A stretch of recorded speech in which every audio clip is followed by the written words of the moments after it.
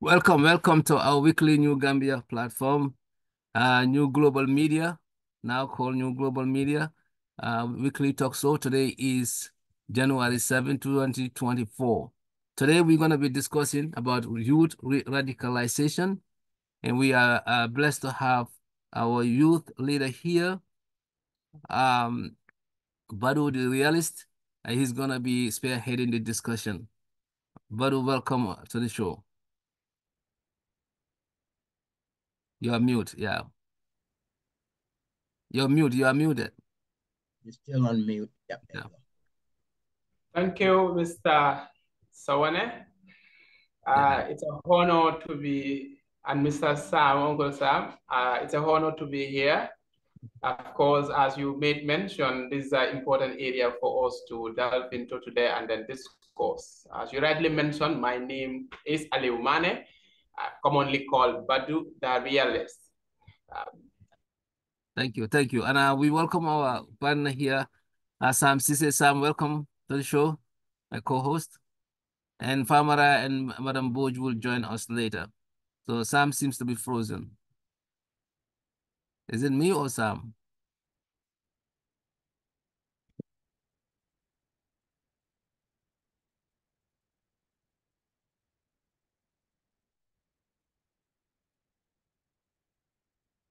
And right education in the Gambia, Bikanya, as you observed recently, we even have a celebration of International Human Rights Day, where we play a crucial role in celebrating such momentous or important. So equally today, as I stand here, I'm also serving as the founder and the executive director of the Remarkable Mentorship Academy. This is an academy, as an organization registered, of course. It's specifically meant to create mentorship programs for high school students, providing them trainings, also having a component that focuses on outreaches, seminars, and then equally we have a component called Advocates for Inclusive Development. So far, the organization is doing well. We've mentored over 80 students, high school students, and currently with the second batch that is also ongoing, having to organize these mentorship programs. We train them. The thematic areas that we train these young people are on-demand life skills when it comes to communication skills, public speaking skills, leadership skills, peace building, conflict resolution techniques, problem solving abilities, goal settings, and then personal financial management or financial literacy. So we offer all these areas to high school students because we believe these are very important areas. So the component that talks about the outreaches or seminars focuses on things like the gender issues, gender sensitive issues. It talks about media and information literacy. Equally, it's talk about sexual and reproductive system. These are things that we offer within that particular component. So the other component called the AID, Advocate for Inclusive Development. Mostly what we do is the young mentees that we grooming, we give them the platform to be able to advocate on some of the current issues, perhaps dominating mainstream media outlets, like let's say the migration issues. So we give them the platform to also give their opinions on some of these thematic areas. So far, we're going good with the second batch, and then we're working towards having an MOU with the Ministry of Basic and Secondary Education, just the formalization process. That's what we're waiting for, and then we will kickstart to reach out to all senior school students. Per se, this is me, Alieu Manneh, commonly called Badu the Realist. Thank you. Thank you. Very good introduction. Thank you. Sam, so I think we can just jump into it and ask Badu, the Realist, what the youth radicalization, what entails that, and how is it affecting youths, and what can we do to resolve the issue and make our youths more fruitful and more successful, especially when it comes to the aids of the government and key stakeholders in this, the parents, us as community individuals. So, but we can just jump in right into this topic, which is youth radicalization. It's a big word. And then it's broad. So I think we need to look at it in segments. If you can break it down to us, and then and we will be asking questions as we go along. Yes, Sam, thank you for what is that. your take on it, Sam? Is the guest has the floor, so I give him the floor to really deep into this. I'm not hearing Uncle Sam. Oh, yeah, something's happened with my system. But I'm saying, yeah, go ahead. You're the guest, so we're gonna give you the floor to go ahead, get started.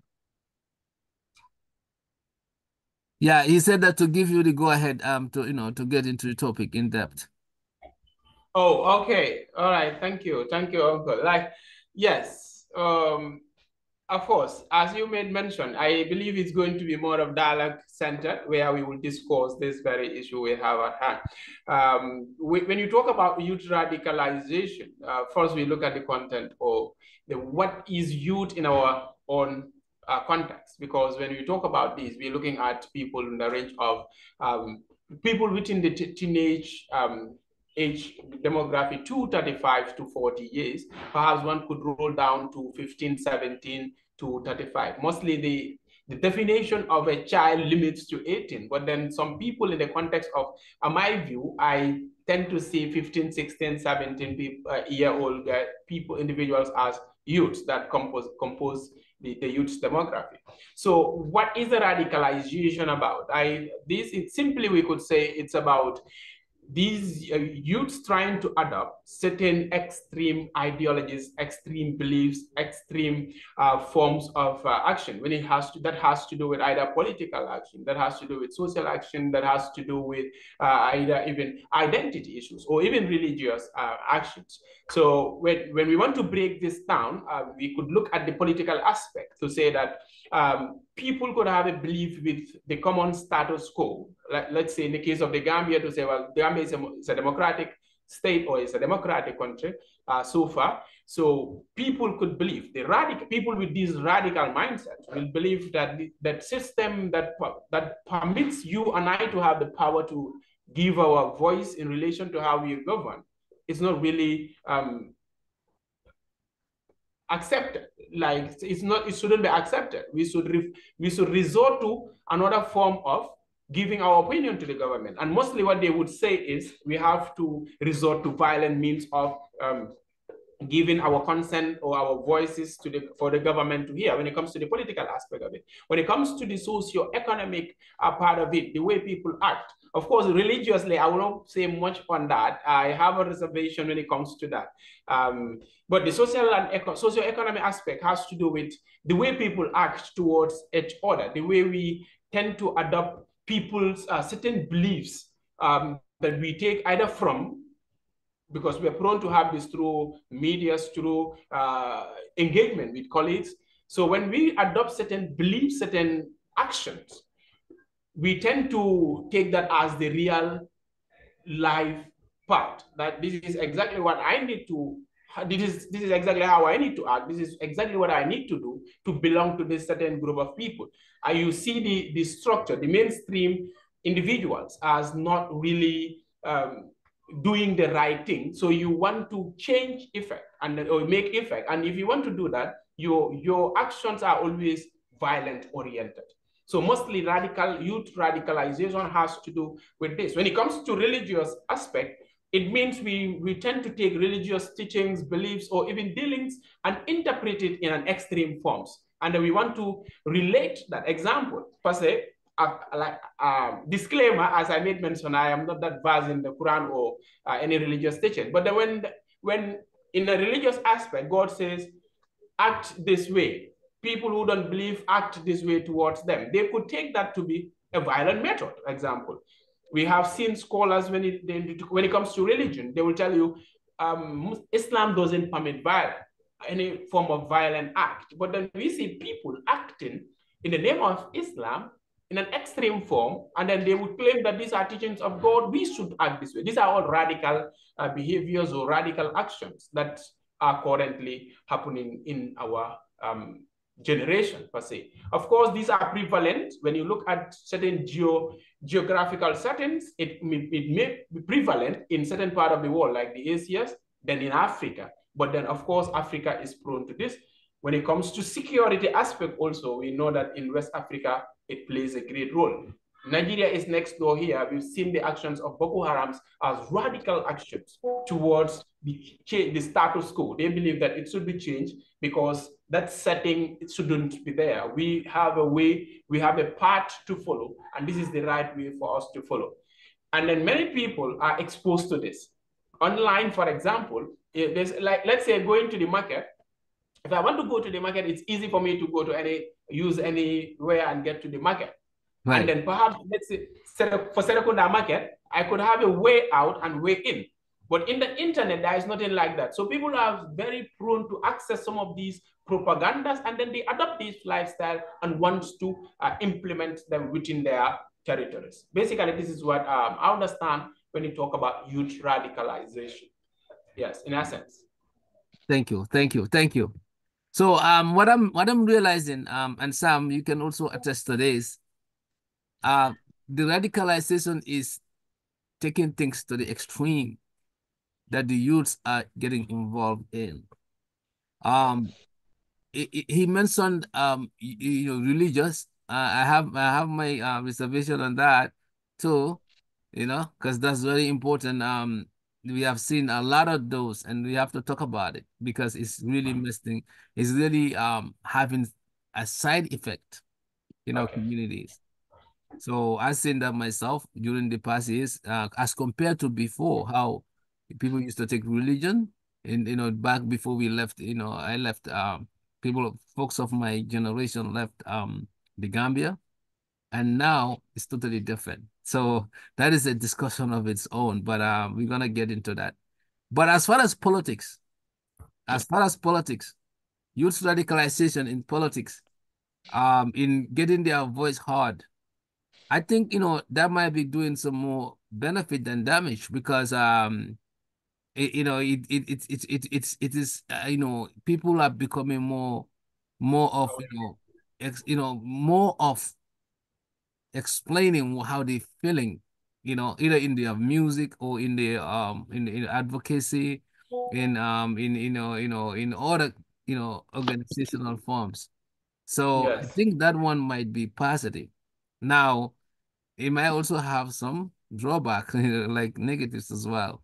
So I think those are the two areas you spoke about, the religion and politics. I don't know of any other social. Did you speak about social areas as well? Perhaps when you talk about socially, is there any radicalization in social context? Well, which could be very related to even religious action, because we tend to there are certain way of, let's say, the social dynamics of this country, the way we act towards one group, mostly social. When you talk about social radicalization, is youths having a belief against a greater group because of the perceived differences, and then you act towards the way you act towards that particular group might be totally different from the way you act to a group that you see yourself as having a common practice with. So mostly we might say when it comes to people adopting the lifestyle, which is seen as extreme formats in certain areas. Let's say these the current wave of sexism, where we've seen the inclusion of these LGBT rights, changing narratives, the way people relate even within our social settings. This at some point, we've not seen that taking a very good trajectory in the Gambian setting, but of course, we could say that there's an element of such happening where people act in the same way, in a radical way, taking a contrast in relation to how other people act in certain part of the world. So I think majorly, like I said, politically, yes, of course, religiously, yes, socially, we can say partial, of course, when it comes to the social aspect. Partial, socially, and then what other angle are you looking at it beside those three? Also identity. One could say identity, I think, plays a very important role there.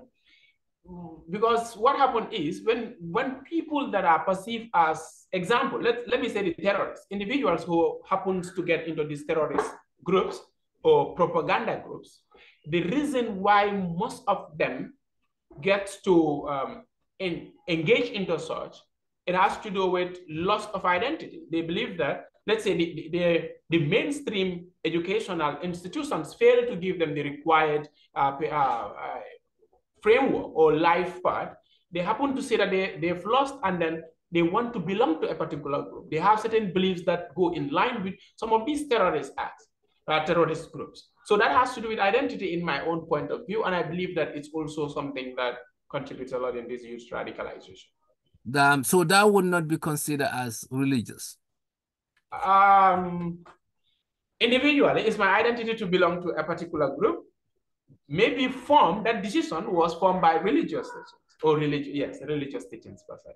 So it's kind of like it coincides some point at some point. Yeah, absolutely. Yeah. Okay, all right. Those are the four areas. Okay, good. So before we go around again, Sam, if you want to come in, but I also have a lot of points to really ask Mr. Badu when it comes to this root radicalization and how it came about and what can be done, to mitigate it, and what are the good ones and what are the ones that we shouldn't be focusing on. Yeah.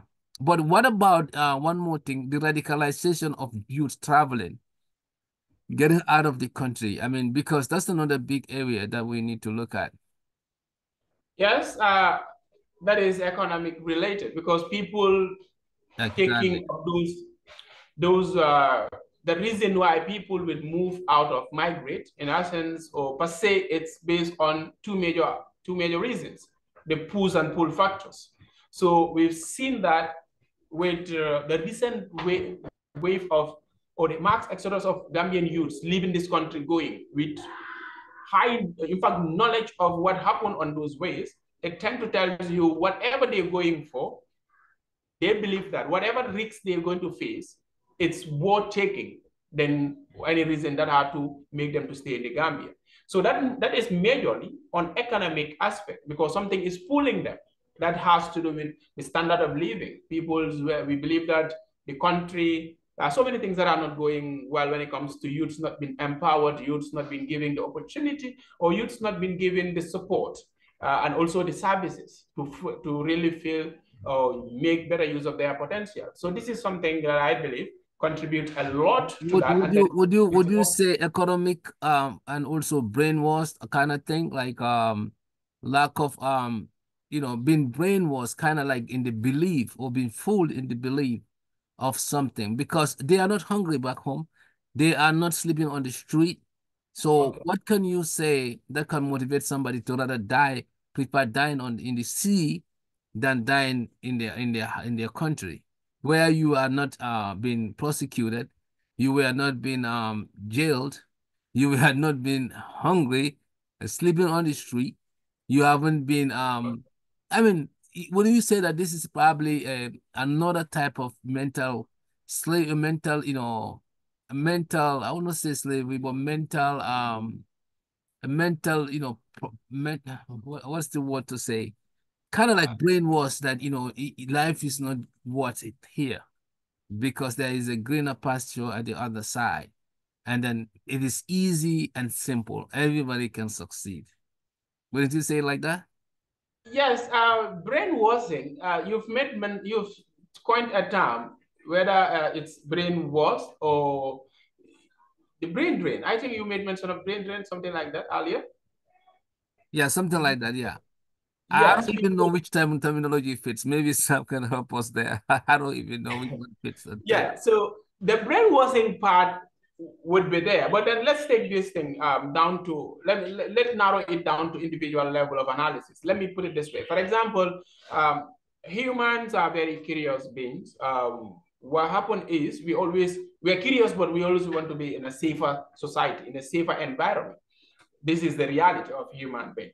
So knowing very well that, let's say, assuming, let me give you this analogy. Example, there is a lion at that particular junction, and then it's obvious that there is a lion there. So mostly when you are asked to go to this place, you would dare not try to do so. But what would have motivated you to go? Mostly, first we narrow, like I said, let's narrow it down to our society now. And then this is where the family plays a role. This is where the society has a role. Then the government. because what happened is we are from homes, and then you realize that in some homes, the belief that is that we are fed is that you must have to make it. Look at your colleagues. I often say that the term "look at your colleagues" has created a lot of problem for our youth. So it's like you're telling them that you are not worthy, you are worthless, you cannot make it. You have to be useful. You have to be like someone who perhaps no one knows what he or she is going through to get where he is. But then telling the person this, you are mentally pushing that person to take the risk of going to a place where he or she himself knew the risks that I could face there. But yet still they will choose to go because they will tell you death before dishonor. They don't want to be dishonored. They don't want the society to look down upon them. So they believe that the right way for me to take or engage myself into belonging, the society seeing me as that relevant individual, is for me to take the same route and then engage myself into those perilous journeys. And this is why we've seen so many people, regardless of the number of deaths that have been told, people dying day in, day out through that journey, they still want to go because of the terms that are being used on them within their families, within the society, telling them that you have to be successful. Those people at the other end, showing them things that are never there, things that are never in existence. We understand that all these European countries have their own migration policies. You must go through them before you become someone legally recognized to do certain things. But they will not tell you that. They will make everything easy for you, that everything is easy and the life is better. At some point, it's better there. As you mentioned, in the Gambia, maybe in some part of Africa, you have a house to live in, and then you're not disturbed. But there, you're going to face all those troubles. So they believe that I'd rather go for that than staying to face and endure all these pains mentally, physically, and then socially. At some point, people don't even want to relate with you when they want to make a contrast between you and your colleagues, those people who pass through the same journey. So in other words, we are our own problems. We created this. Exactly. I will go with that statement.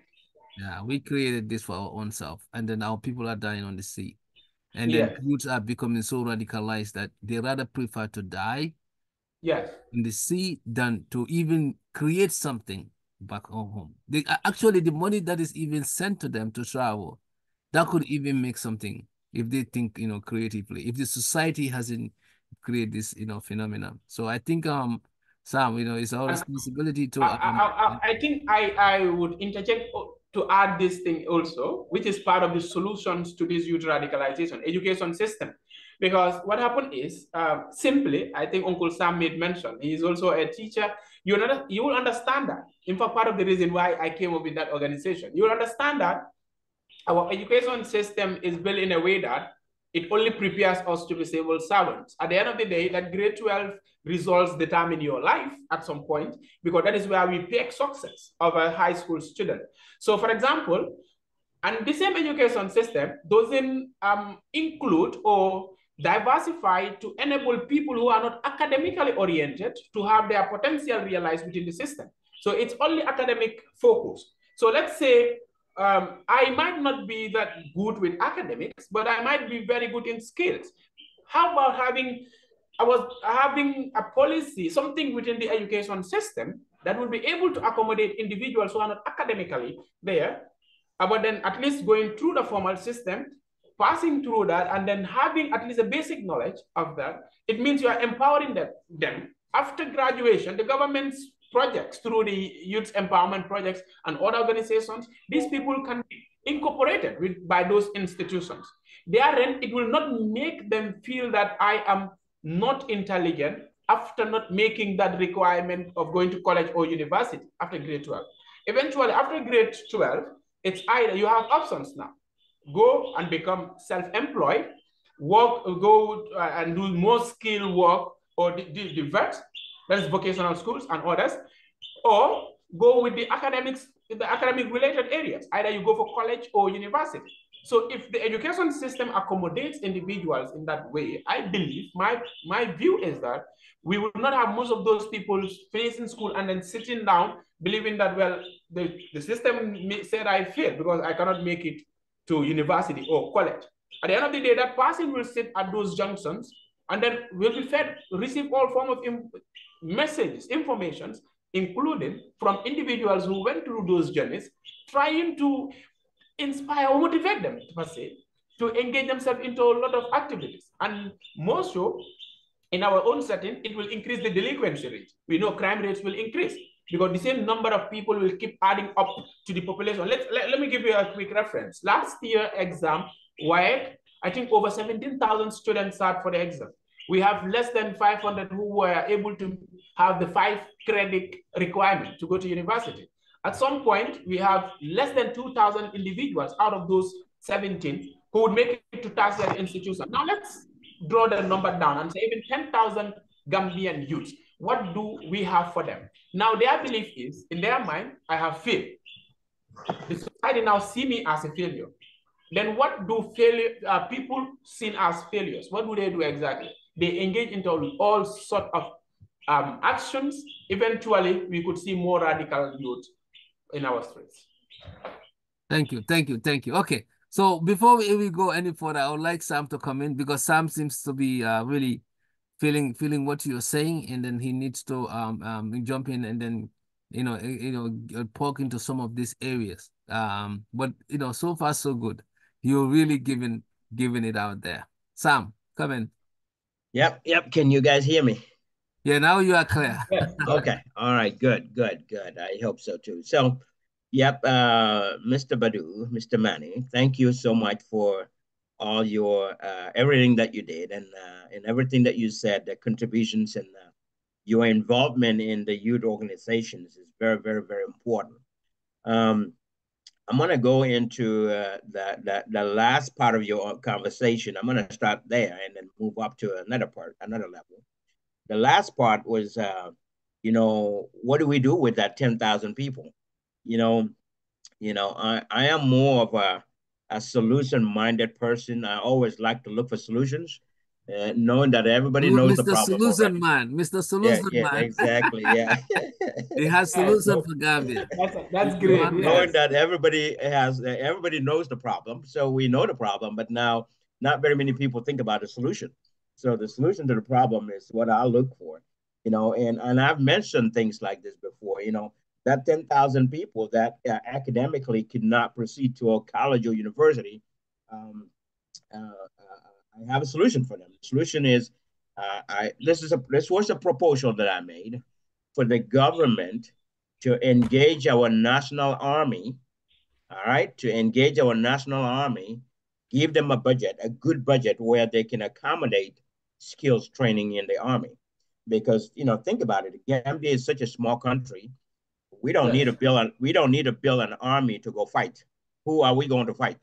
I mean, who are we going to fight? Nobody. So why don't we build our army to keep a lot of talented young talented youths in there to learn other skills after they pass grade 12. So from grade 12, yes, we're going to have people that are going to go to colleges and universities. And then we have the majority of people that really have nowhere to go.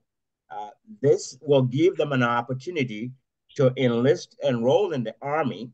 When they go into the army, the government provides the army with a budget to have all these skills trainings there. Not only they're in the army to serve our country and get paid, but they're also there to learn some skills like carpentry, metalwork, plumbing, electricians, a construction team, you name it, welders. You have all of those in there, painters, flooring, and all the roofing. They can learn all of these there. And while they're in the army, I think because the government is going to invest in them and get them trained in the army in those fields, the government can also take advantage of that and say, all right, since we are paying for you to get into the army, we're going to pay you a salary anyway. We're going to train you to learn all of these skills. They are free under government. So as a result, here's what we're going to want you to do. If God forbid, we have a big storm that comes through and knock a whole building down, a school down somewhere. Well, these people are the people that the government can use to go do their practicals by building a new school, the masonists will build the building, the carpenters will do the roofing, the welders will play part in making the doors and all that and windows. Then you have the painters that are going to paint. You have the flooring team that is going to do the flooring of the school. So this gives them a hands-on practice because in Gambia, we for our youth, not only for our youth, but in Gambia, we like to go pen and paper. People are smart, pen and paper. But when you actually tell them to do it, they can't. I mean, I've seen Gambians go to university level, and even overseas, they come back because they've never practiced anything. It makes it very difficult for them to function the way they need to function to move our society and our government forward. So this will give those individuals the opportunity to practice hands-on for the entire, whether it's 2 or 3 years that you're there in the army. They can learn all these skills. You have all these different departments there that they can learn. And at the end of that course, they will give them like an associate degree or equivalent, something like that. So when they come out, they have, there are different ways they can go. And this is all for the youth. When they come out of the army at that point, since every year some people are going to graduate, but every year also you're going to have people in the army that should retire. They should retire and go away and allow the youths to come in and get in there, right? So when they come out, there are different avenues for them. That will create an opportunity because by the time they come out, the masonists can say, "Yep, I can build a house." Carpenters can say, "I can build furniture, and I can do roofing." The welders can say, "Yep, I can make windows and doors, and I can even build a roof on metal." Painters are getting a lot better in painting. Interior decoration. I mean, you name it, all the skills there. So by the time they come out, some can go to the bank and government can help them get loans and go open their own business. Some will be employed by the government. Some will be employed by other institutions because bigger companies will need their own maintenance team. And the government, I also propose the government to have their own maintenance team rather than contracting all of these out and paying absorbing amount of money to these external companies. If they just have a maintenance team within the government for every department, that way, when let's say the hospital toilets are overflowing in the hospital, no good toilet system there, sanitary system, they can get their plumbers, to go in there and fix that while on the government's clock, and that's how they get paid. Same thing for electricians. They need light fixtures and ceiling fans in different places. Electricians go in there. So this is one area. This is kind of like the feature that I look for our youth, and a government can play an important role there by sending them to the army, allowing them to learn their skills and come out, sponsor them, and allow them to take loans from banks and open their own business.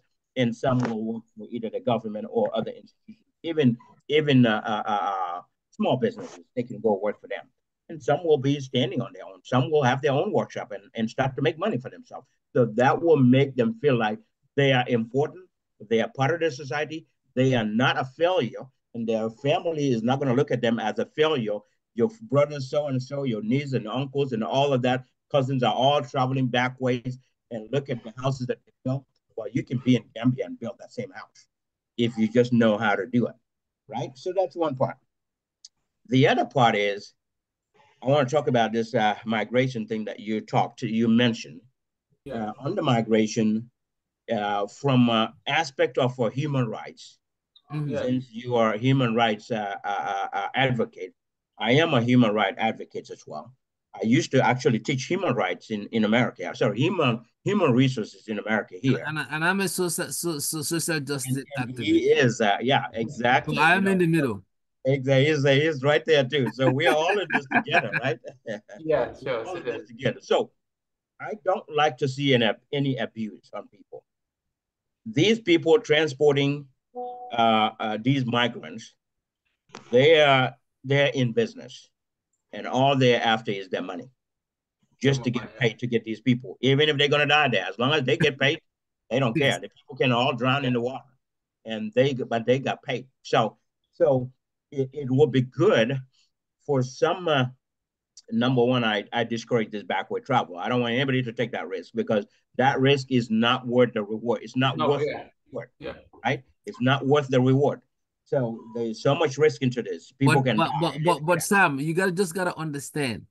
The reason why youths are being radicalized to do this is us as a society. We create this mental, and they have no hope in the country. That's it. We created this by me being a neighbor to Sam, and Sam go and made it. And I told my children, look at Sam, look at Badu. So these are something that we create within our society, and those who haven't traveled feel worthless. Instead of encouraging them, instead of looking at things within, we are making things outside. We think outside is our solution, and that's where these people are forced to go. So it's the number one to stop that, or the solution to that is what I just said earlier: the government creating that avenue for them to straight away from grade 12 go into the army. If you cannot go to college or university, most people can go into the army, because there are people that are going to retire from the army. So we can keep that revolving door going. People going out, some are graduating, coming out. Yeah, but some people don't want to. Some people don't want to go to army. When I graduated, I mean, it's if you know that there is a future. Some of my, how would the government? How would that be? Would it be compulsory, like conscription? Yeah, they can do that. They can do that. Yeah, I just made a proposal. They can make it mandatory. Sam, I don't take an example of me. When I graduated from Armitage High School, I didn't want to go to army. They told me about army. I said the training is too hard. Right. Not everyone is going to go. But if you know that Uncle Joe over there went through the army, now he has his own carpentry workshop. He's making beautiful beds and furniture and living room furniture and all that. He's making a lot of money, and he's building his own house. You look at him as a role model. It's going to encourage you to follow the same steps rather than taking the back way. So at least it will give hope to some people, because not only everyone can also afford the amount they're going to have to pay to go through the back way. There are people that want to go, but they just don't have the money. There are some that don't have the money and went after their parents, and their parents sold their lands and sold their cows and cattle and jewelry to be able to pay for them to go. There are people that are like that. If they know that there is hope, there is light at the end of the tunnel, that they can go into the army and learn skills there. Because not everybody wants to be a teacher. Not everybody wants to be academically sound, to be out there, to be a public speaker. Some people just want to be in their own workshop and make their, make their stuff and live on that. And I mean, trust me, these people are, I've built a house in Gambia, and currently I'm working on some other projects there. I mean, I'm paying a lot of money to my old fellow Gambians there that are building. So they're making money. So as an example, even today, I sent $61,500 today, just today. So, and that is all going into Gambians' hands. So they are making money. There are people that are serious, that are good at what they do and continue to improve their lives, that are doing something there. So, but anyway, shifting back to risk. Yes.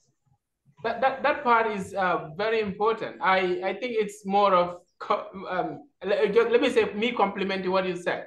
I believe in the long run it would yield positive. It's in fact progressive, one could say. This is a very good proposal, and I believe if taken, of course, it might come with some of its loopholes. We understand that not many people would want to go and do, like Uncle Sawaneh made mention. Myself, perhaps I might not want to go there. Not everyone wants to be that public speaker. Not everyone wants to teach.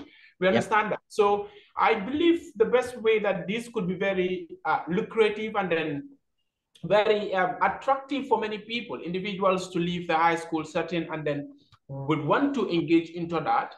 Mostly it has to start from the bottom. Let's say the education system internalize this. Let people understand that these when it comes to the vocational aspect, these people are one of the most important elements within within one's country. That any development that you see anywhere in the world, you talk about China, the Dubais and others, you cannot talk about the role played by academics without saying, well, what role the vocational students play there? Is the engineers, those people, the carpenters. Those people are very important. And when Gambia also have that, we start to take that trajectory would be good. But I think it has to start from the grassroots within the education system. Now, if the education system adopts that, people see it. Like, for example, my school now, this year they started including electricity. Do you understand? Grade 10, you have an option of doing, within the science field, you have an option of doing technical and electricity. Do you understand? They said the principal is in fact saying that later, perhaps next year, they're thinking of bringing mechanical related areas within this school system. Now, if that is within the school system, the idea of us as students or the society now would see is as well, in as much as we see people with the suits, the nice suits are successful individuals, these people also plays a very important role. So the people are not even looking at the aspect of perhaps at some point they are in. They just look at you and then define success based on the area of specialization. So I believe that if education system also have to incorporate that, it will be great. And then of course it would take Gambia in a positive landscape, of course. Absolutely. Yep. And I said it for that reason, for the government to adopt that, and meaning take it through the education system to make sure that people know, even from primary level, that they can understand that here is an avenue for you. If you make it, you get good grades and you want to go to college or university, you're welcome to do that. If you're not good academically, but you're very good with hands-on, well, guess what? There's another road for you. There's an avenue for you. You can be an electrician. You can be a carpenter. You could be a welder. You could be a painter, a painter. You could be in construction in general. All of that, plumber and all of that. So they can have all of that. Now, looks like Sainey is on, and Mrs. Bowge is on too. We even have, I can't recall, but there is this current project, I think somewhere last year, we had this national youth scheme with University of the Gambia trying to have, I think it's a program that has to, in fact, give university students 1 year national service, something related to that, even though I was not officially entire project, but it's something related to having. Yes. Good. Yeah, these are ideas, and I wanted to have the government really look at them and take it to the next level. Incorporate anything, make it work, however it's going to work. You don't have to be by the book, just like how I said it, but take the idea and work. Sit with the technocrats and see what can you come up with within this idea and make something happen there for our youth. Now, the other side, and I'll end here. I'll stop here. The other side that I want to talk about is, with these youths getting on the back way. Now, I think it'll be very important, number one, to discourage that back way in the first place. I don't want anybody to take that risk. But if they're going to take that risk, there's got to be some people need to be held accountable. You cannot just load a boatload of people, a boat that's capable of taking 50 people, and you want to put 75 people in there. Or 100, and take them because you want to collect money from all that 75 people without thinking about the risk. And now also allow people to say, no, you know what? I don't want to go last minute. Even if you pay your money anywhere around the world, you pay your money in America. You go buy something, you don't like it, you have the right to change your mind. You need to be able to get your money. But those people are telling them, no, once you paid, you're paid. You have to go. If you don't go, you lose your money. Now, that is bad. There are people that I can guarantee you at the last minute have the option to change their mind. But when they think about all the money that they already paid, if they change their money, their mind, they can't get that money back, then they will make them go. They will say, well, if everybody's going, I might as well take the risk and go. But now, accountability also involves, one, not overloading those boats. And two, what about the safety? Do you have a life vest for every one of them that you're going to have on that boat? And three, do you have enough food, sufficient food for these people to survive? All of the questions, all those questions need to be asked. If they can't do that, they really shouldn't be doing that. Abusing of people. This is human rights abuse. This is really violating people's rights. It's just like you're packing a bunch of animals and put them in a car or in a truck or in a boat and transport them with no will. They have no will. They have no saying. Once you collect their money, to them, it's just like a bunch of animals in the boat that are going. They can't say, no, I don't want to go. They can't say, well, if they're hungry, you can't feed them because you ran out of food. They don't have any choice but to stay there and stay hungry. I mean, if it's too cold, you don't have anything to supply them. Then you also run out of fuel. How stupid can that be? How stupid can you, how can you load a boat? But Sam, it's an illegal operation, so they Yeah, they it's illegal. wouldn't It's they illegal. wouldn't Yeah, nobody's there to even yeah. They need to. The suspect them. government So, need to stop this because they are allowing these people to take advantage of people and load them in a boat, overload them, and take them, and they but run those off. who supposed to stop it are even joining them. Last time they said the police officers or the military officers I heard joined that. them. Yeah, Yeah, yeah. so I heard that. there's nothing like there's no Yeah. way these people can You know control what? it. The So government can stop this. The way they can stop it is send the army to every port of entry or departure and have them guard that area. Keep them stationed there for 6 months. 6 months of no travel back way. It will minimize everything because if the army is out there and they're guarding everywhere that the boats can come off of and be or start from, anywhere along the Gunjur, Sanyang, Tujuring, Tengi, all the way to Khartoum, and yeah. put them in there and SL, Bara, and all of those areas. Post the army. The army is just there. We're feeding them. They're not fighting any war. We don't want them to fight any war because there's no war they're gonna fight. So put them to work. Put them somewhere to guard these people. I want to add on Yeah, that. Hello. Can I please can we just Badu? Yes. Yeah. We have another co-host here. Oh, Just okay. give her a chance to come in. Yeah, Okay. Mrs. We can see how we can spice this up a little bit. Okay. Because we need ladies' voice as well in this. So yeah. So Sam, can we let her come in and then we can sample Yes, again. absolutely. Welcome, Mrs. Bones. Welcome. Yeah, sorry, my people. I'm very sorry for this past week. I was No so worries, much busy, so much busy. That's why today I said I have to make it up to make sure I have to join the show. And the topic of discussion was,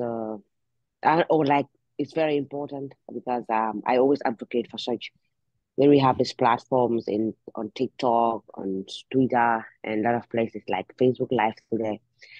I want to point out two things that when I joined in, that our guest was saying with regards to this entrepreneurship skills through the schools. There has to be, given the opportunity, and they have to start from the grassroots, which I think is the most important thing.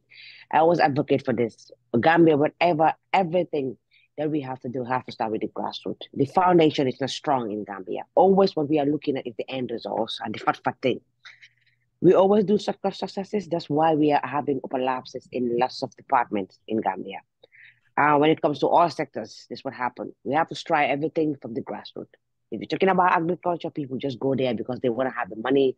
They don't want to feed or what they want to support. Because the purpose of the agriculture in the Gambia is to make the country have a lot of food and people have to enjoy what the people have to harvest. And also it brings lots of income when it comes to doing businesses and lots of areas as well. But that's not happening in Gambia. Now in Gambia, many people are doing those kind of businesses because they want to make money, and those people are millionaires. So the poor ones suffers. Even to have these tractors and so on, it's a problem. So all is coming back to the government. Now, Sam mentioned a very important thing when it comes to the army. I think the army, yes, they need to have the kind of, I think they have it, but how is it strong in that department? Because Gambia here, our main issue is we do things based on, we just want to do it. But even this national service scheme we're talking about, I heard about it.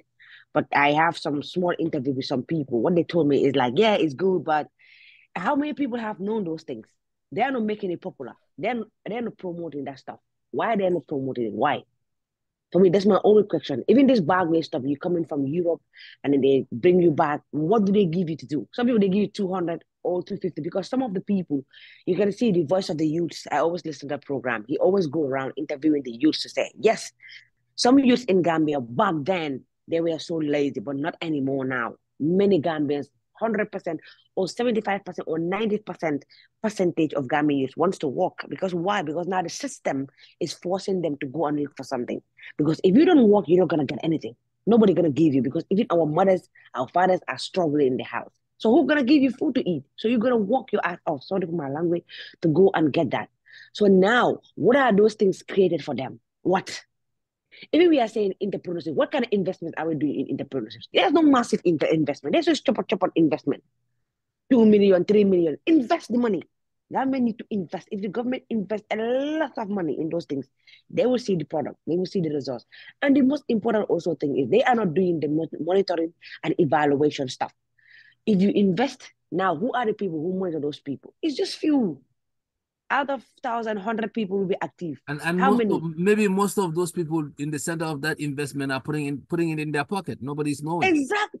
That's what I'm saying, Mr. Sawaneh. We all know our bosses, our people who handle our leaders.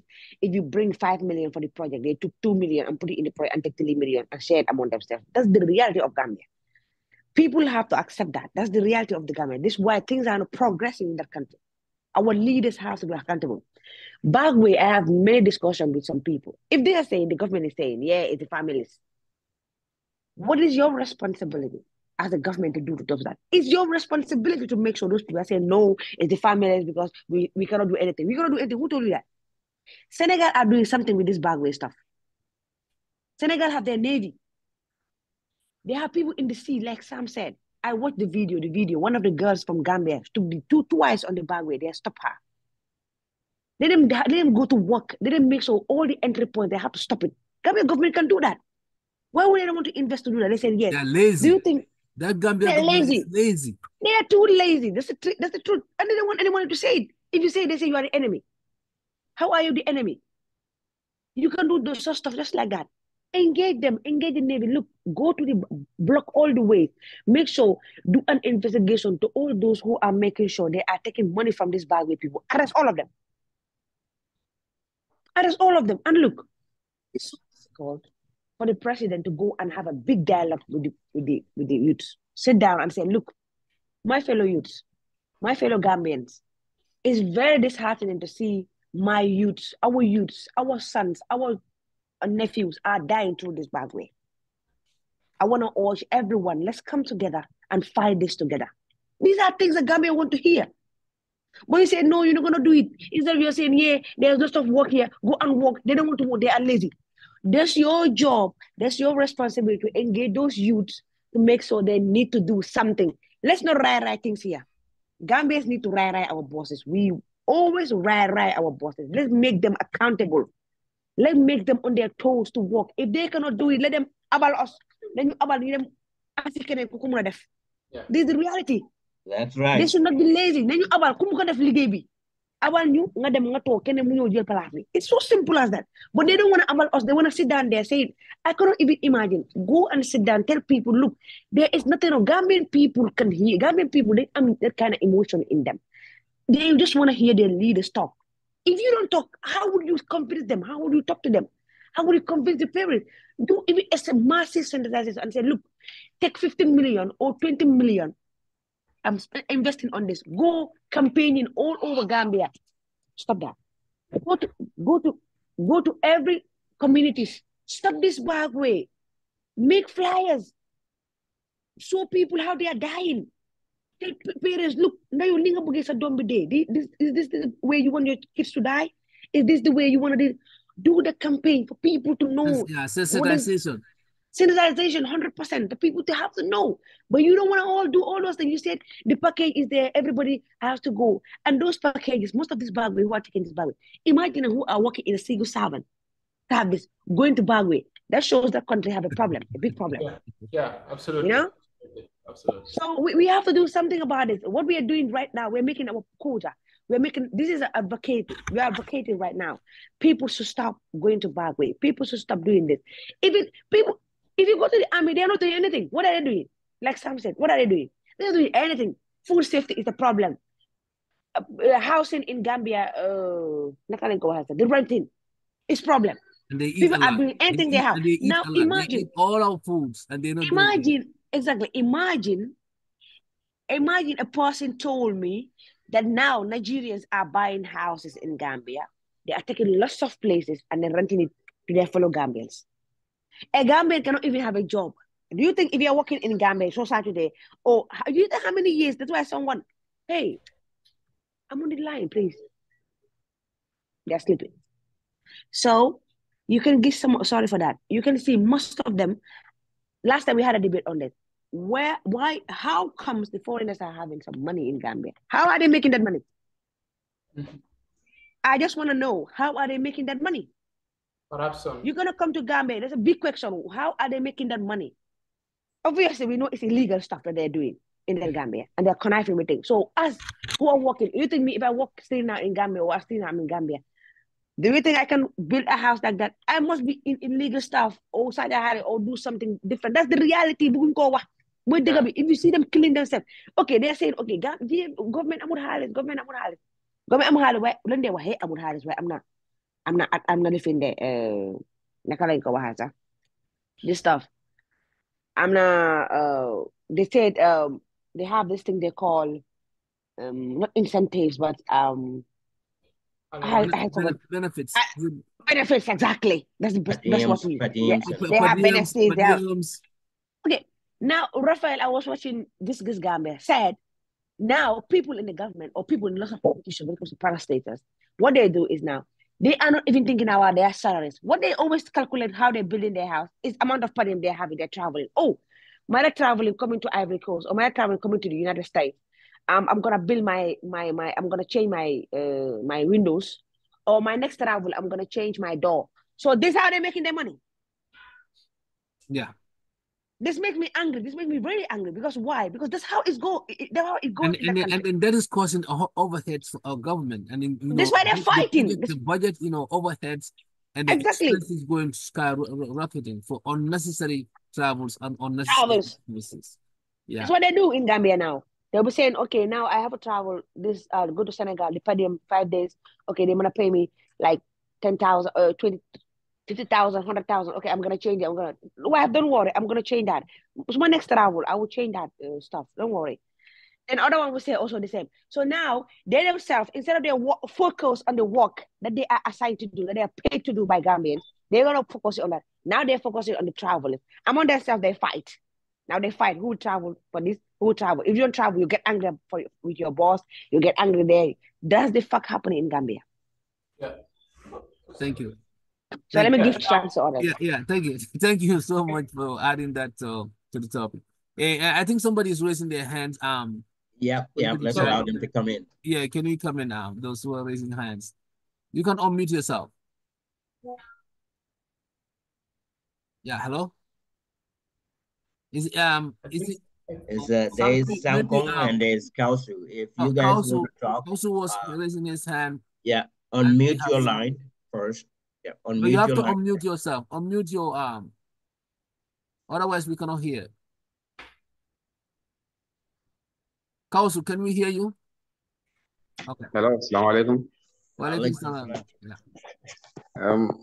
This discussion is very important. I'm listening very well. Thank you. And I admire the words that have been said here, especially the part that Mr. Badu and Uncle Sam mentioned, that is about inculcating skills into our educational system. Very good. Well, which are very important to be there as youth today. We are lacking a lot of things, especially in the Gambia here. That what we are taught in school and what we came to see in reality are kind of different sometimes. Sometimes even the subjects that we're learning are different from what we are approaching in life.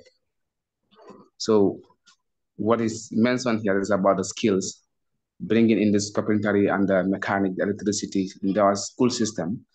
It's very important that I believe when these things are in the educational system will help a lot of people. Because we have seen so many people here that have been going to school forcefully while they are not smart in school. That is the education system that we are in. But they are forced to go to school. Certain kind of people, when they leave school and they go into skills, they do better than what they were in the school system. I can take this example from one of my boy. He was in school, was not intelligent in school, always not performing well. But he then decided to leave school, even though the family gave him a hard time. but he just chose that one and then went to do skills.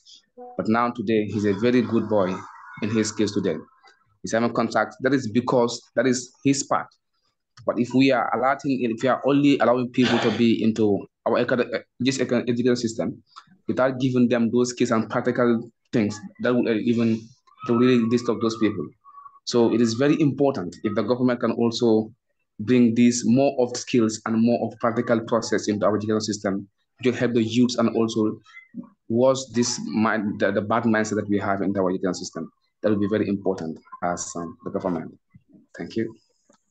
Thank you, thank you. I just wanna add, a little bit on this because this is really touch home. It's not like everybody is book smart.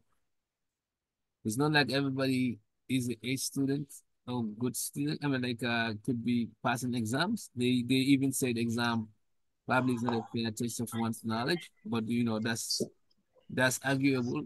Some people can argue, yes. So it's very important, like also said, to really, really look at people and trying to create equity.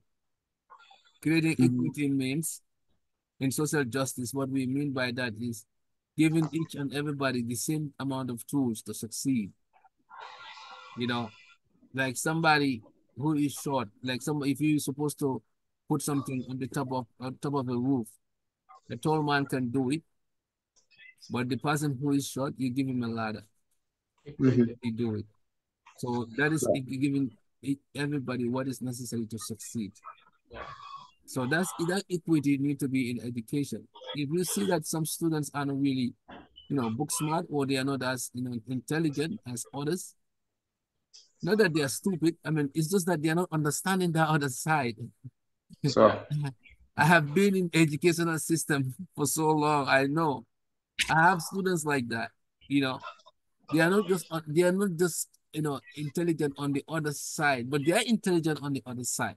so You give them that tool to succeed, and I think that's what Sam and Kausu and then Manneh we're talking about. So I think the government listening or anybody listening should really look into that. Create, skill work, create all kind of tools that is out there that people can use and succeed. At the end of the day, when they are good at it, they'll be able to survive with it. And they can be very happy. Everybody's happy at what you're good at. I'm not gonna be happy at what I'm not good at. That's definitely I'm fooling myself if that's the case. So I think, definitely, this is a very good, way forward. So I think we have our other co-host here, who has been away for a little bit, but we would like him to come in. And then after that, I would like Bodo to also talk about a little bit about the radicalization in religion, because recently there has been a massive movement, even a religion in fight, I can say, between our old, I mean people who are elders and these new folks who come with this kind of belief that there are certain ways, things has to be done, and it has been back and forth in the past years in the Gambia. And back in the days, it was not like that for any of us. I mean, I grew up in a village. Our religion is nobody used to fight among themselves about how to pray. When you pray, you have to just get up, and you don't even have to say, I said Allah, ilaha, and all of those things. I mean, that has been so much because of the radicalization of religion has really taken our youth. And some of our youths that sit down and say, what is the point of life working, making it money when you definitely don't belong here? Just have to just live your life, like live yourself, your hair, your beard, your everything, and just live your life, and you're promised, Jen. Yeah. So that make them not to even walk. Yeah. I've seen some youths, they're just gonna be around the masjid the whole time. I'm not saying, hey, That's just insane. That's just insane. you can walk. I mean, listen, I don't have any problem you being in the masjid the whole day and night, but make sure you walk and put food in your family's table, because you cannot go to the Jannah without having to feed your family. If you leave your family and you are walking around in the masjid and your family is suffering, you're gonna go to Jannah. You will not. So you have a responsibility. You have wife and kids. You know, make sure those people, their belly is full first. You can have time for masjid. So this is a very big issue in our Gambian youths too, because I've seen some youths, they tie their turban on their head, and they are very, they dress very nice. Of course, I congratulate them for that. But gee, make sure you have food on your table, because if you're not working and you don't have a wife, some of them even don't want to take a wife because they don't want responsibility. So all those things are really radicalization among our youth, and we need to talk about it. Because if we don't talk about it, guess what happened? We will have our youth that are liable to the society instead of become responsible towards the society.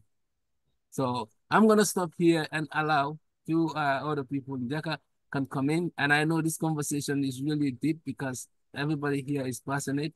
And Jaga used to talk a lot about our youth.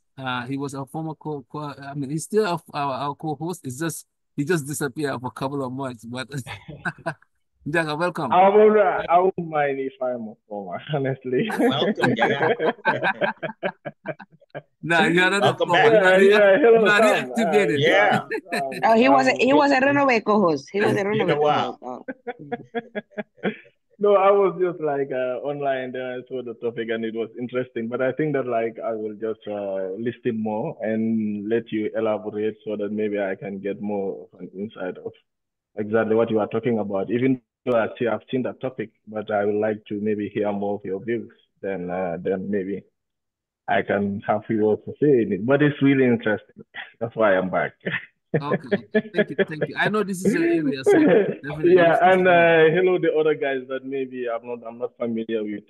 Sainey, I've seen the name and the rest of the guys. Hello, and I'm glad to be with you guys again. Yeah, good to see you. Good to see you. And Definitely good to see you and welcome back. Yeah, thank you, Sam. Thank you really Yeah, much. yeah. Thank you, Yeah, thank so you, Sam. we can. So while you're listening, we're gonna let our host, I mean our guest, our main guest here is Badu. Let him come Okay. more time, and then we can make a one round of applause, and then before we Exactly. yeah. Exactly. Thanks. But this area that I just spoke about, the radicalization of religion side, if you can just touch that a little bit, and any other area before we close, yeah. No, yeah, for that thing, as I said, I just want to hear more about it because when it comes to radicalization of the youth, there can be many aspects of why it is, and the aspects, the reasons, and the insights, and why people and the situation. There are lots of things that are combined for people are radicalized for something because of like there are two things that are happening, like it is some kind of thing. Sometimes it is like a choice. Sometimes it is like movie set. Sometimes it is like something to liberate the mind and to feel that you belong. So there are lots of aspects in it. So that's why we like love to hear more about it. Okay. Okay. Yes. Okay, but so let's pass the torch to Badu then. Badu, you can come Yes. in. All right. Thank you. I think I have a marathon of opinions to add on before I will talk about the religious aspect, as I made mention. I think first, I would just have to make some comments in relation to what Sister said and also Uncle Sam said, equally yourself. So I think when the issue of first, we have to agree that our education system has failed us a lot when it comes to the point that we were talking about in relation to bringing vocational trainings in our education system.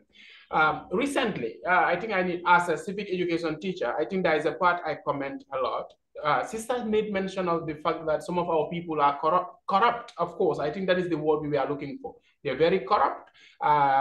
Sometimes we just want to fantasize this to call it embezzlement and stuff. It's corrupt, and they are thieves, in essence. So we understand that the political will is totally lacking. It's not there to correct some of these problems that we have. The political will, it's not there, and that's why we are suffering. So coming to the other aspect, the issue of security made mention by Uncle Sam.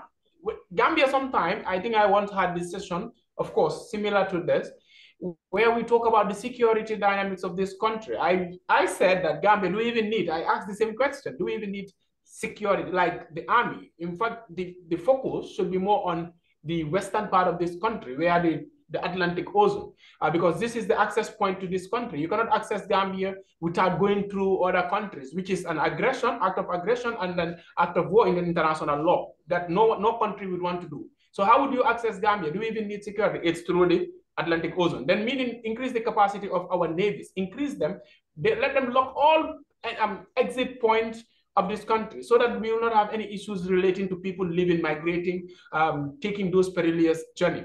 That is one aspect.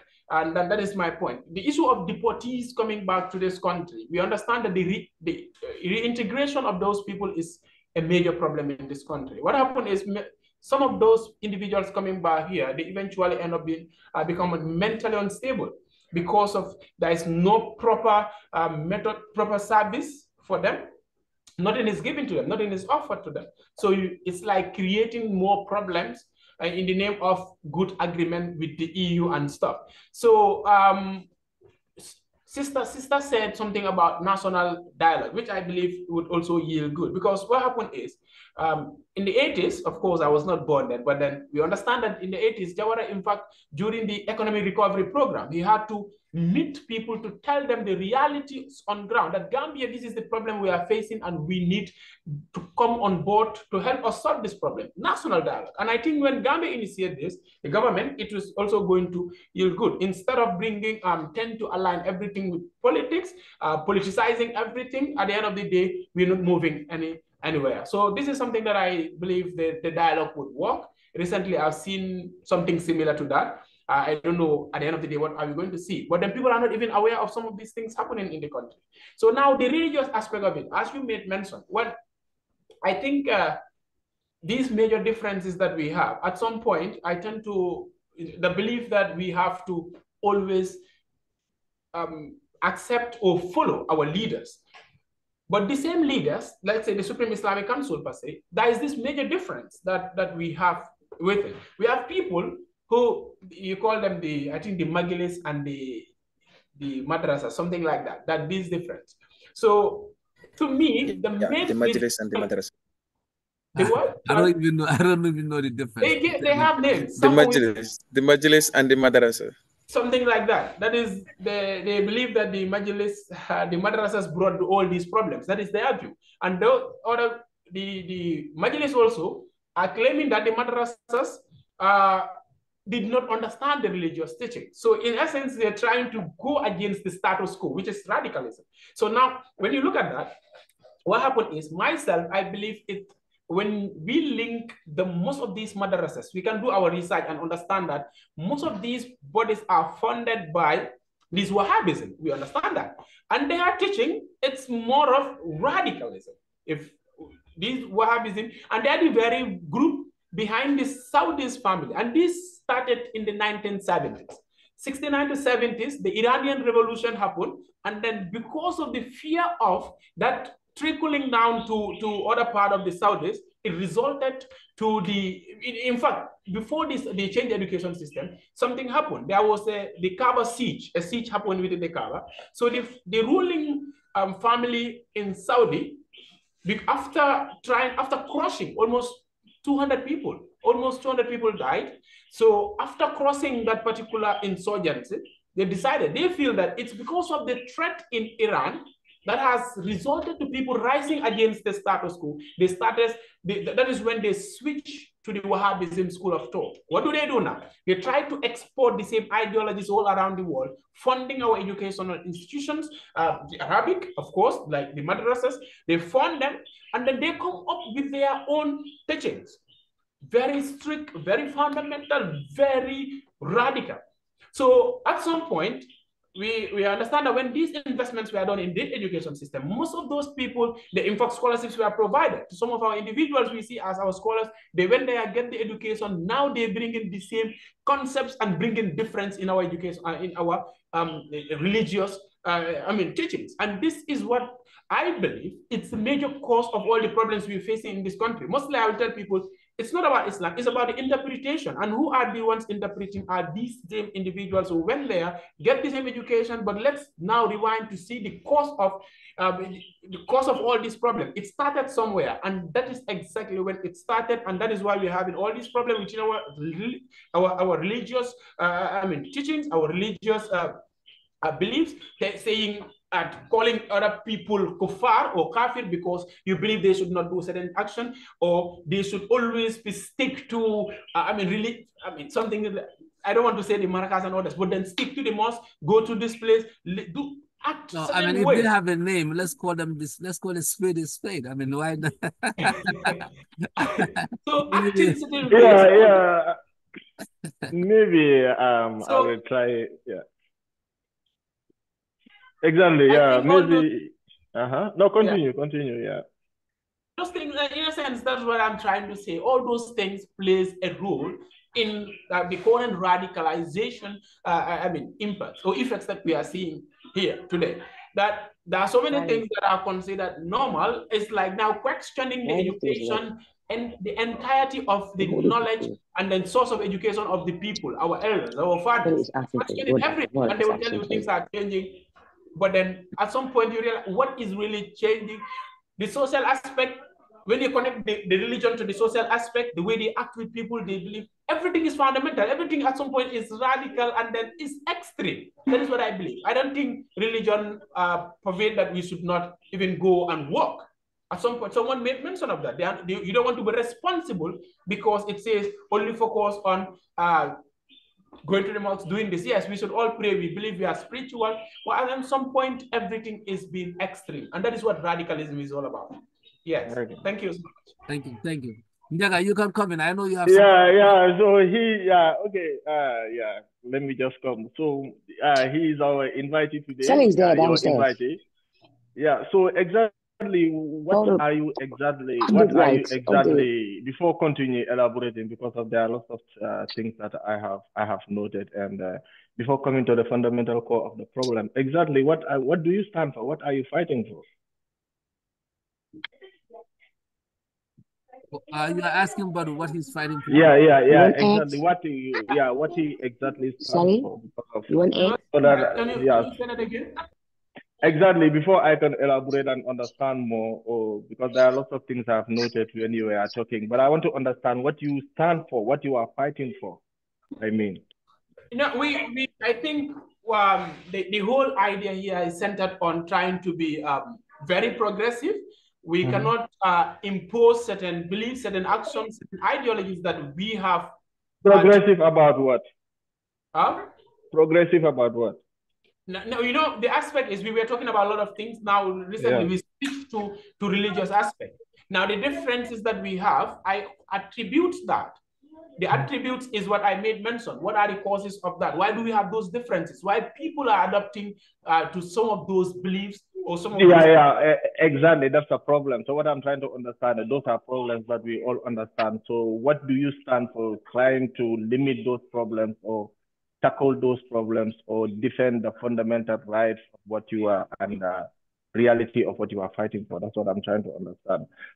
Because of why I'm trying to understand that is we have a problem in Gambia, we have a big problem, and the first problem is political problem. When I say political problem, I'm talking about politics that is fundamentally, you understand, based on the development of the country and its people. That's where the problem starts.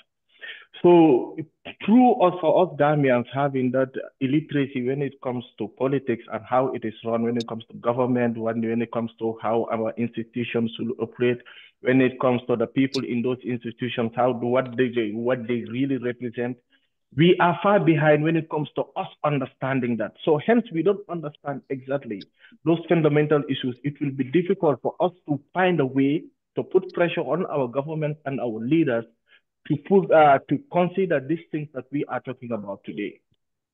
The reason why things are going on in the Gambia is our government, since from the time of Jawara until now, They understand that, and they know that we don't know enough. We don't know, understand enough. And if we don't know enough and we don't understand enough, what are we going to argue about, and how are we going to argue about it? And to where are we going to argue those kinds of things about it?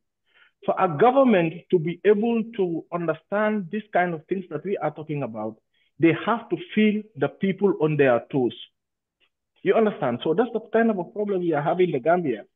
And by doing that, they don't care about anything. They don't care about education. They don't care about development when it comes to youth and stuff like that. And that's the problem, because of when you have a society that are not fully educated, it's a problem for you to even find a way of exactly how to elevate those kind of mentality and minds to a state that they will try to understand exactly this is the part that we have in our country, that we are the people. You understand? So that's the problems we are having. So it's like very fundamental core problems that we have that have produced all these things that we are facing today. Go around the country, stop a youth, ask him, who is your minister of sports or youth development or fisheries or whatever? They don't know. Nobody knows. Only few people know. So if you don't know who are controlling those institutions, and if you don't know who are responsible for your development and for your well-being, how are you gonna, you understand, make your life better instead of you yourself depending on yourself?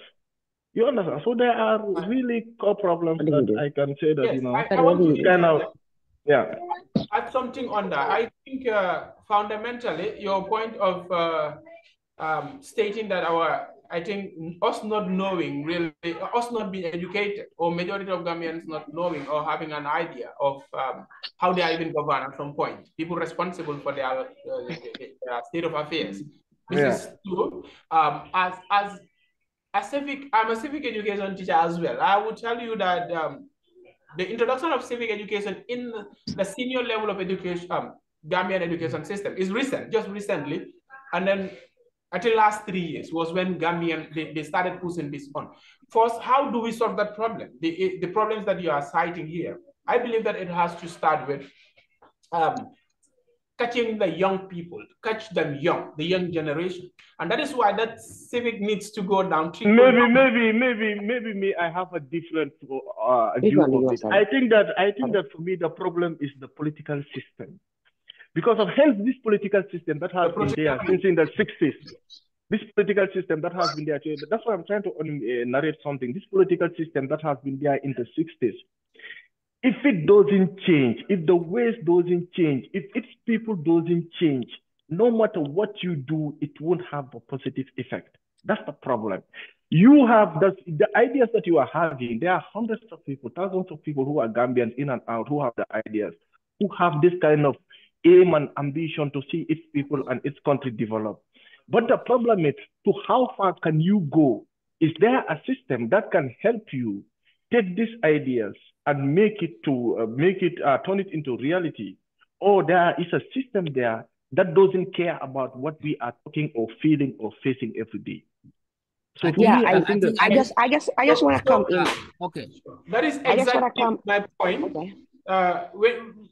When we catch them young, this let me refer back to Chinua Achebe's statement when he says, "Where will be the young suckers when the old bananas dies?" This is a system and it's moving. So when the young generation is aware, of course, we understand that it's going to take a long time before we can materialize all that. But that is a problem, bro. We are in the 20th century. But then we have to give it a try.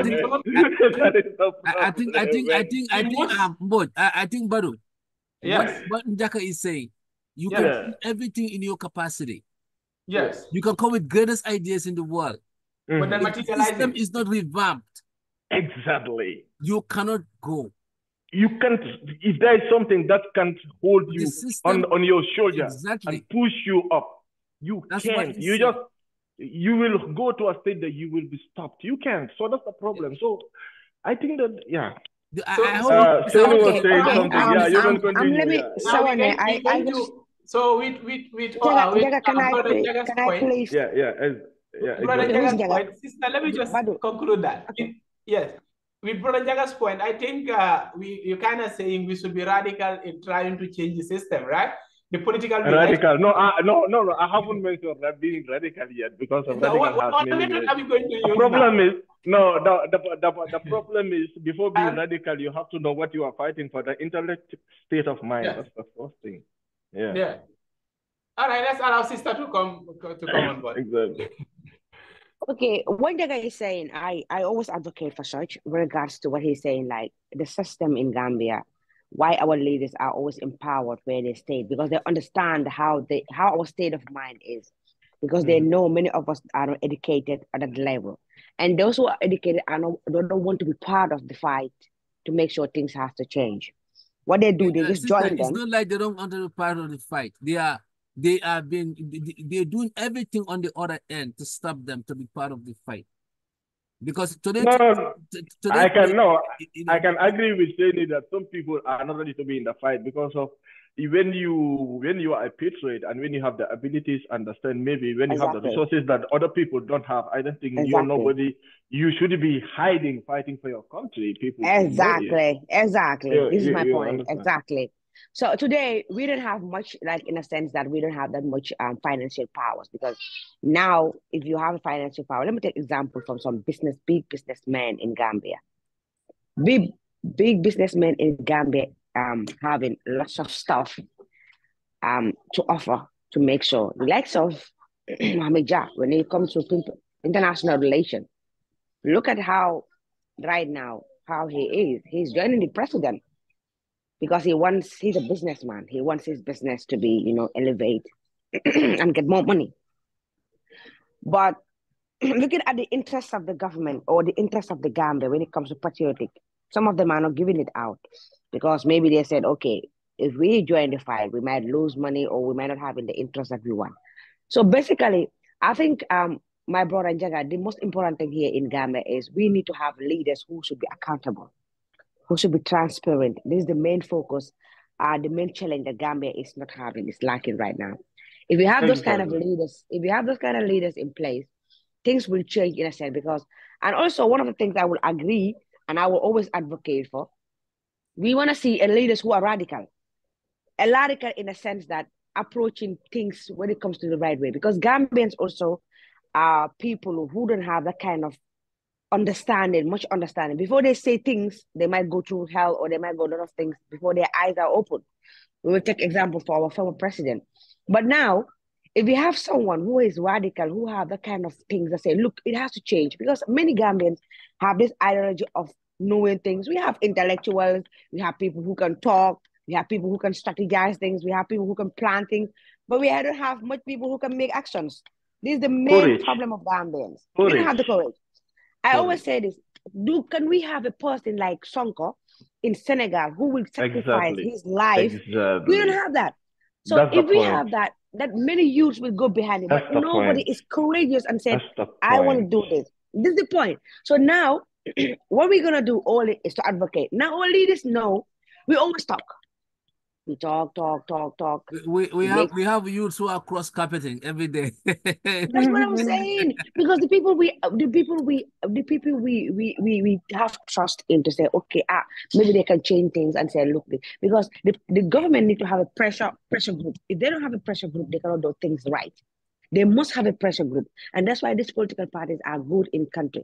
But for me, what I always say also, we have also a system where a political parties also needs to understand also the dynamics and the problem, the frustration that the Gambians are facing. And they have to start that with their political parties. For instance, they have to make their advocacy. They don't have to always fight the government saying, okay, definitely, or they didn't do. So that's the motive. Like for me, I would say to myself, they are all the same. If they come to power, they all do the same thing. They will fight. If they come to power, they change in the way they want it. But the issue is, who are the visionary, revolutionary people like Sonko to come and say, we don't care about what these people are doing. Let them all put aside. We the youths, I believe me saying that youth of the Gambia have to change the country. They are the only people who have the power to change the country. And what our host Badu, I think the name, if I got it right, he mentioned a very important thing. I even say to most of the interviews, let's start doing a module in our curriculum, patriotic, integrity, how a citizen need to. I'm talking. But the Okay. government, How? but the government will not entertain that because it's a threat to them. Yeah, exactly.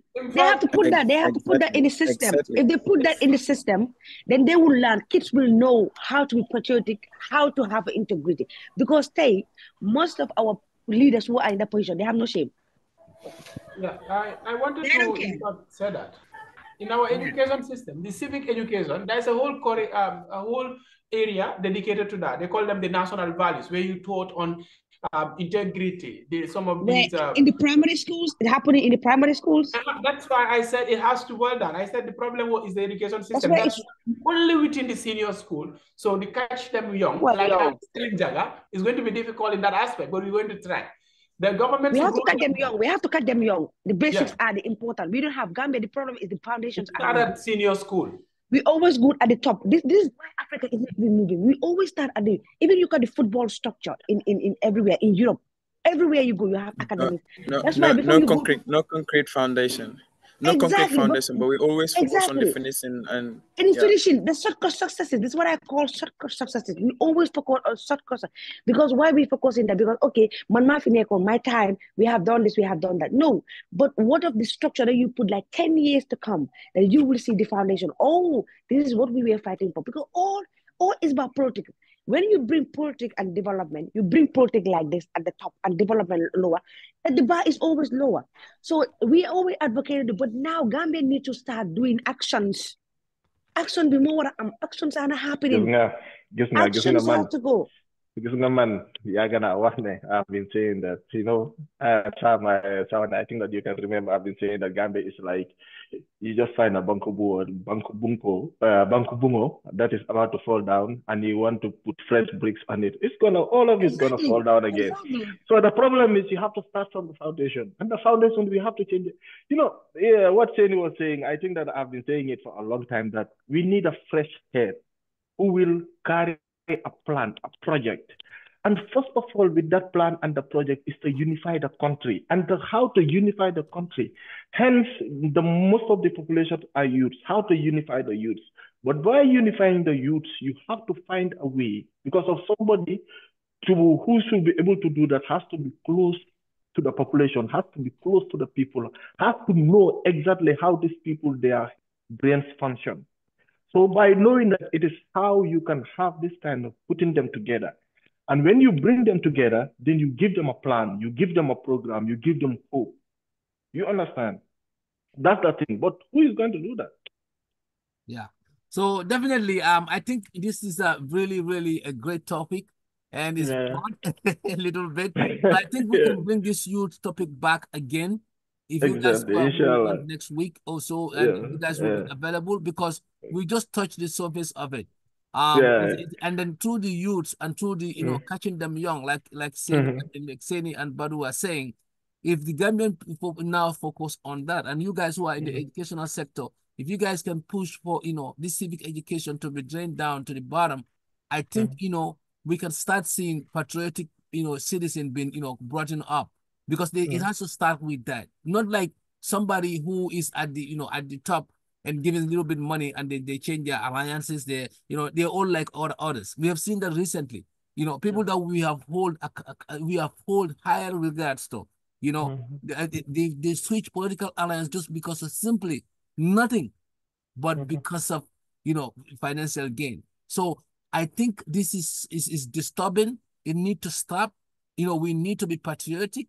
That's the only reason why we can bring sanity in our government, in our political system, and revamp everything that is out there that is not fitting. So I think we are all in the same page here. So I'm gonna let Sam comes and then we just everybody. Sam is gonna leave now. So he's gonna come and then we gonna make everybody's final conclusion, final say on this. But definitely, it looks like the heavy discussion right now is on the youth, how we can make a difference and how we can change the system. The system is the first hurdle. Once the system is changed, all these great ideas will be open, like Ndeka was saying, to prevail. So and we can also we will allow Kausu and then Sankun to also say something before we close. But Sam, you are about to go to host your hometown call. You can just say your final word. Definitely. Yeah, it's first Sunday of the month and the first Sunday of every month. Okay. My hometown call. So, but anyway, we moved the time to 2:15. My time is 2:07. So I got 8 minutes to get myself ready for that. Anyway, just wanted to thank each and every one of you today because this has been a great conversation, a great discussion about about our youths, in other words. So I think I agree with Sawaneh and all of you that says we should bring this back up because that way we can elaborate on more. Because for our youths, it looks like they don't have a future. They don't have a future because of the lack of a future. There's no hope for them. Because of the lack of that hope, they are. This is what makes them think about move back way. Because if there's really a vision for our country, a vision that someone that's going to look at the country for the next 50 years and plant that foundation now, I think if we don't have that, we're going to continue to be in this problem, this mess, and we need to clean this mess, and we need to have a brave person that will come in and make the change. Like I said, someone that people like you. We need people like you and Sawaneh and the rest of the guys. Sam will be a good one. Sam will be a good one. Don't even start that yet. So. We need to have. And I will be your campaign manager. I can. You'll be my campaign manager. Okay. Trust me. And I'll be really good with that. And I'll be his technician. Exactly. I think Mr. Sawaneh, we will be in the same area, technician. Exactly. And trust me, you're gonna beat them all. We need to have someone that's gonna have a vision for our country and have all the youths rally behind him and really to make sure that let's forget about politics. Politics is good. We can think about that. And politicians are there. Some are there for their pockets. Most of them are not looking for the country because a perfect example is if you go to a National Assembly, you look at our politicians, they are lawmakers. They're making laws, amending laws that are good for one person, that is the president, instead of looking at what is good for the country. So they are failing us already. So we need to really change this around. By having all the youths understand that the civic education part of it is very, very important. And starting from the foundation, from the ground, like from primary level, plant stuff, information in the kids' heads, in their heads. Let them grow with that until they get to high school. And then from high school, skills training for them and things like that will all give them some kind of hope for our country. But anyway, I've said enough about that part earlier. But I know Jack had joined later on, but I'm gonna have to cut it up here short because I need to really get on. All right, thank you, Sam. Thank you, Sam. Thank you all. Thank you very much. Thank you, sir. Thank you. So thank you. So Jaga, let's hear your final words so that we can allow our guests to really I will come back to what Sam said. We need change. Trust me, we need change. What I am seeing, it has no future. Trust me, we need change, and only that can change the situation. Because of the people that I am seeing in our institutions responsible for our lives, trust me, there is no hope. There is no hope. They don't even have a clear plan of exactly the youth. They don't have a clear plan. They are just waking from one day to another, just doing things, but they don't even understand exactly how the world is right now. So we need change. Yeah, from the foundation up top. We need a new political views, new political ideas, new ways of politics, new ways of doing politics in the interest of the people. That's what we need. Thank you. Yes, thank you. So Njaka, we'll have you schedule we'll have to schedule one more on this and then yes, exactly. Yeah, when you do that, just let me know. So I'll keep you posted. Yeah. Thank you so much for your time. Okay, thank you. Thank you very much. Thank you, Momodou, and thank you, Kausu, Sankung, and everyone. Thank you. So Sankung, your final words, Sankung. Yes, I thank all of you for allowing us to share our views and our opinions, which is actually an opportunity to all of us, encouraging youths like us and let me say Badu, Kausu, and all of us. So this stand to be a point of view to increase our patriotic in the country. So like I once said this, if at all on Judgment Day, countries will be called and they will be asked the reason why they don't develop or they don't have any opportunity to be developed. Like I said, Gambia will not have any excuse to say. So we have so many ways and so many opportunities to develop the country. Yeah, exactly. And Mr. Sam, thank you that you are back here. And I support the idea of you saying that before, when we close from high school or when we graduate from high school, let us have a place to go before going to college or the university, which is the army. And I think this is the best and the high chance for Gambians to be so patriotic about their country. And of course, my mentor Stan here, he will always said this: what makes a citizen different from the rest, which is we owe allegiance to our country. So definitely we need a change and we need a hope and a future for the youths. Thank you. Thank you. Thank you so much. Great job. Thank you. Thank you. Yeah, definitely. That sounds great. Thank you. Thank you, Sam. Kausu, I'm going to have to leave now, so, but thank you all, though. Thank you. Thank you, Sam. Definitely. We'll catch up with this topic later on. Definitely. Yeah, definitely. Thank you. Okay. Thank you so much. Thank you, Kausu. Final word before Momodou comes in. Hey, thank you so much. I've been flowing and it's very great. I've heard a lot and I've learned a lot too. And as how my boss said, Sankung, it's very important that we implicate certain things in our educational system. Today, most of us today are into our education system. Let's say today we are forcefully into certain things that we are not even good at. Today, let's talk about mathematics. We talk about English today that are preventing some people to go to university. That even though they have certain potential, but they are restricted to go to university because of these particular subjects. So if at all these things can be into our mind as the government or as citizens, that we ask these people to enable citizens to be much more equipped in their potentials and to put them skills into them. Hence, it is youth dialect and youth are the futures of the leaders. So if those people are restricted for certain things because of a few things, means our potential, we see it nowhere. So it's very important we have certain things like this tomorrow so that we can be able to equip ourselves to be a patriotic leaders and to be a great citizens in our country and to change our nation, our continent as well. I thank you all, Uncle Sawaneh, Uncle Sam, and everyone present here today. Thank you so much. Thank you. Thank you. All right, Bodu, thank you.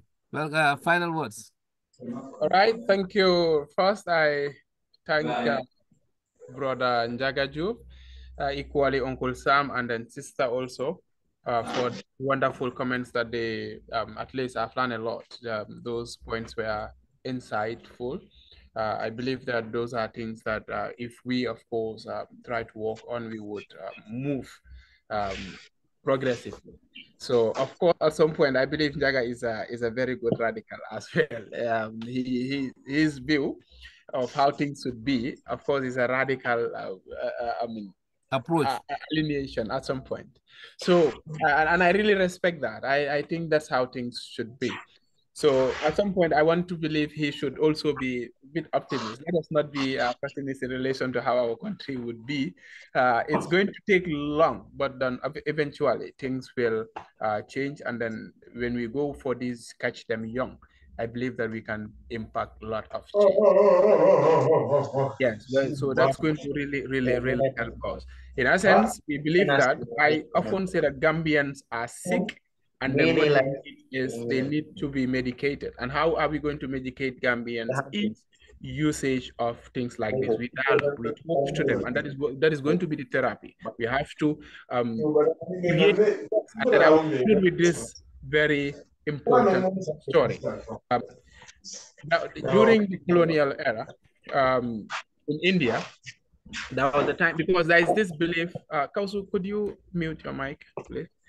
There is a belief, because the belief of worshipping cows in India is something that is very fundamental to some Indian or the Hindus. So what happened was, we are told that even on traffic, when a cow is moving or crossing, vehicles will stand still. So there was this man who stood on the highway, waiting for this particular cow to pass. The car was wasting time. The man eventually left the car and then pushed the cow.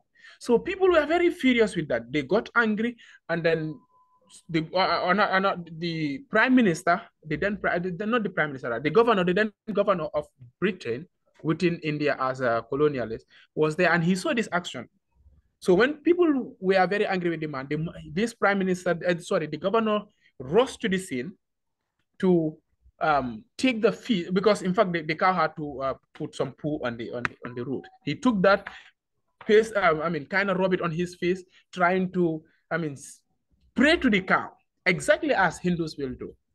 So when he did that, people were like, okay, they kind of see the man as very evil. So that scene ended until when the man was departing his role as the new governor was coming in. Someone asked him, there was this day that you did this particular action in the middle of the traffic. And what he told them was, they asked him, are you religious or are you Hindus now? He told them, no. The only reason why I did that is because the man who pushed that cow is aware. He understands the problems. These people don't understand the problem. So I want them to be kept in that box of unawareness. And that is why I had to rush to make everything look normal. That is to worship that cow so that they would continue worshiping the cow. Eventually, the same narrative continue happening. So that is the same thing I think we should do. Some people are not aware, but we should keep pushing the narrative. We should keep pushing harder. At some point, I believe the Catch Them Young dream will be materialized. Eventually, we would see the Gambia get to its wasteland. I thank you all. Thank you again. Thank you guys. Youths are the future. I am so much involved in youths to the point that I created my own youth organization here. Very vibrant group, the Gambian Youth Organization. You guys might have heard it. We're doing a lot of good work. Actually, I'm even going to serve food pantry in the next 40 minutes in our center here to the homeless, to the people who need food. So we are very vibrant in the community here. I brought up younger youths to be involved, and then I'm still the founder. I hope one day I will join you there. Yes. So it's a lot of things like that we've been doing here. Youths are the future because that's why we need to invest. And our country also need to look at it like that. Our leaders need to know that if they invest in youths and create these skill works and also put them into political space, definitely, and make them more patriotic, the country's future would be sailed, like Njaka was talking about. The system will be changed, new involvement and so forth. So I think together we can do it. But we have another discussion on this. Like I mentioned, it's another areas. So we will coordinate this offline, and then we'll come back, and our audience are really, really spectacular, watching us. So thank you guys. Thank you our guests, Badu, and your students, Kausu and Sankung. Njaga, thank you. And of course, Famara and Sister Mboj. Famara is not online today, but definitely Sam. But we'll definitely thank you all for coming. So we catch up later. Thank you. Thank you for your time. Take care. Take care, guys.